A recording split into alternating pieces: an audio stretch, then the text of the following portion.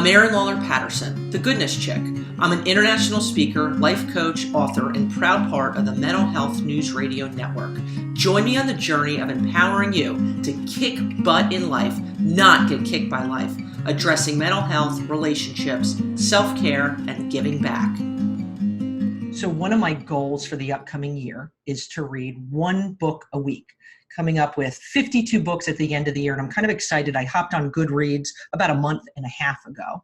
And with that, have kind of built some momentum with getting excited about reading as much as I can.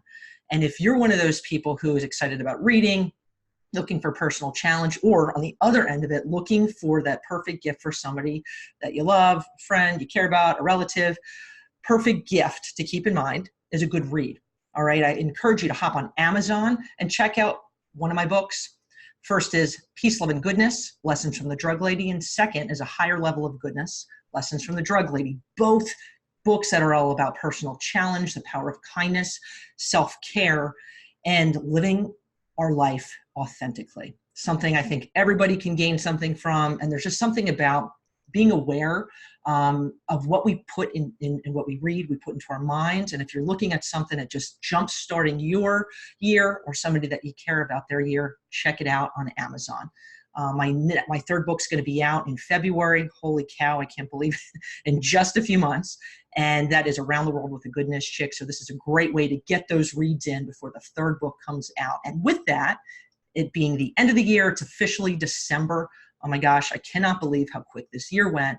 But with that, we are now going full force with the holiday season. In just a few weeks, Hanukkah will be starting and Christmas. So there's a whole lot to kind of pack in a relatively short amount of time. And one of the things I wanted to hit on today is looking at the holidays in the way of kind of adjusting things. And some of you might be on the same path of what I'm delving into, and others, this might be kind of a different door, an angle at looking at things.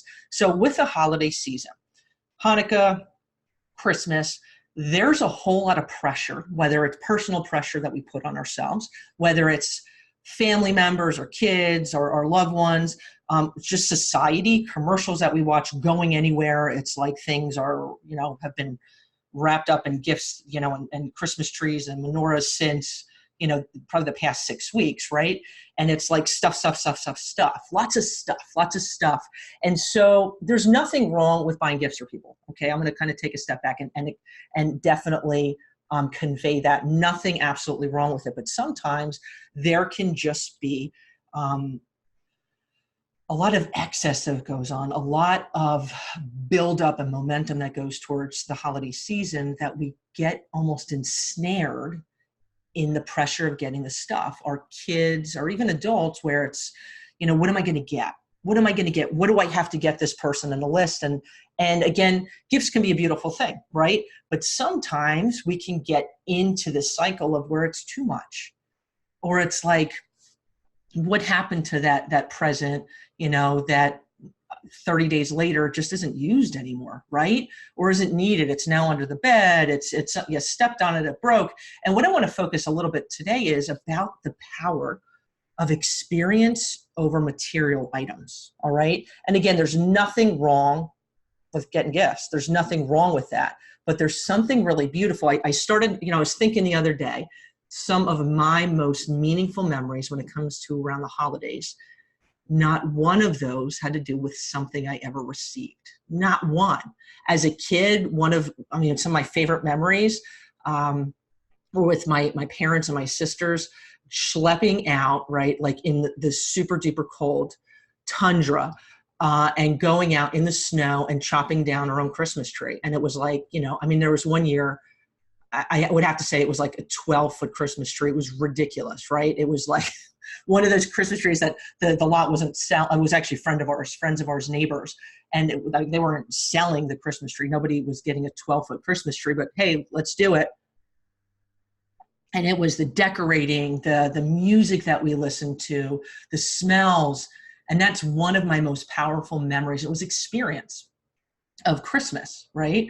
When it comes to my family with my kids, I think about Christmas Eve service and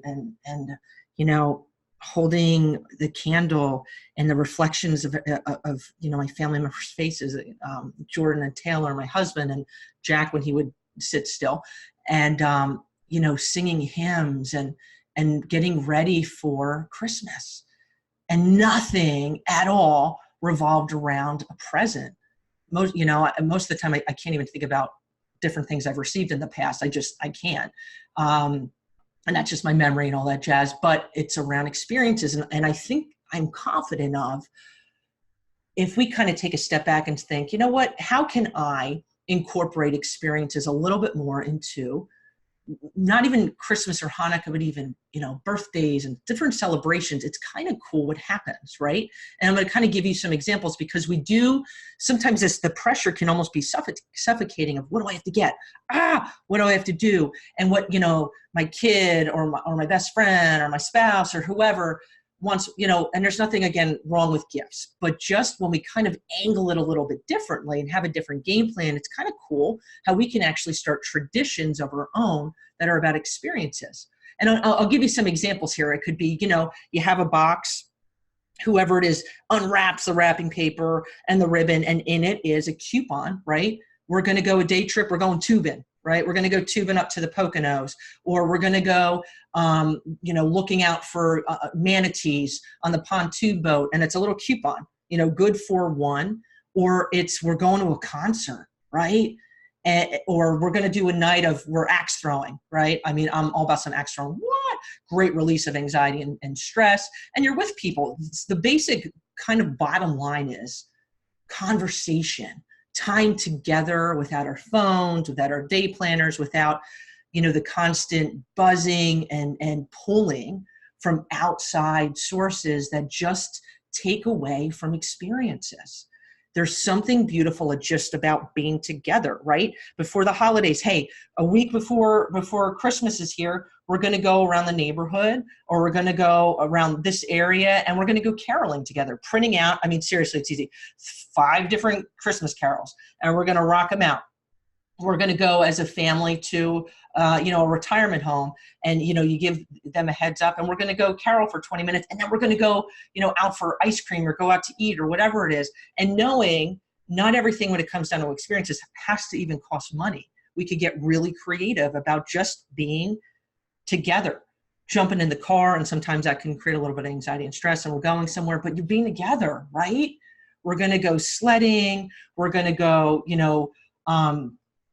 do a treasure hunt somewhere. We're going to do something, and bottom line, being together, right? Picking out a tree together, going to go, on another angle, it could be, hey, as a family, we're going to adopt a family for the holidays, or a young person for the holidays. And a lot of different grocery stores, you go to your local church or synagogue, a lot of them have the opportunity that you can, get a number or a name, the first name of somebody or a family, and it has, what their interests are, and go shopping. It's so cool, right? Going out and looking for somebody else, right? And especially the next week, right? We're post Black Friday now, but there's a heck of a lot of deals out there, and taking on somebody else. And when we get ourselves and our kids and our loved ones excited about the external of like somebody else, something else, it's really neat, the momentum that can build up, that it's like, it's not about the stuff. It's not about the stuff and the tinsel and the wrapping paper and all the stuff that kind of ends up in the trash, right? It's experiences. And there's something really beautiful about that. I mean, one of my favorite things about the Christmas holiday is Christmas Eve service. And I've had Christmas Eve services, I mean, now actually like all around the world. Last year we were in Jerusalem for Christmas Eve. And it's beautiful where we allow ourselves to just, whatever that is, allowing ourselves to experience and be moved. And it's like, I was in the birthplace of Christ. And it was like, I remember walking down the streets, the cobblestone streets, and, there's lights, and there's, like, holy cow, this is where the birthplace of Christ. Oh, it doesn't get any more gnarly than that. And I had that, that was awesome. And it was just a cool experience, a very humbling and like overwhelming and beautiful. But bottom line is, what is it for yourself that it's like, that's just, let's rock out an experience. Let's get my heart challenged. Let's rattle it up a little bit, and just being with the people that we love, those experiences. And I know the holidays are not easy for a lot of people. So it's projecting, it's grabbing coffee with that person, man, you miss. It's catching up with somebody and, hey, you know what, let's go in together and pick out from the tree at our local grocery store. We're going to adopt a kid together and go in together on that.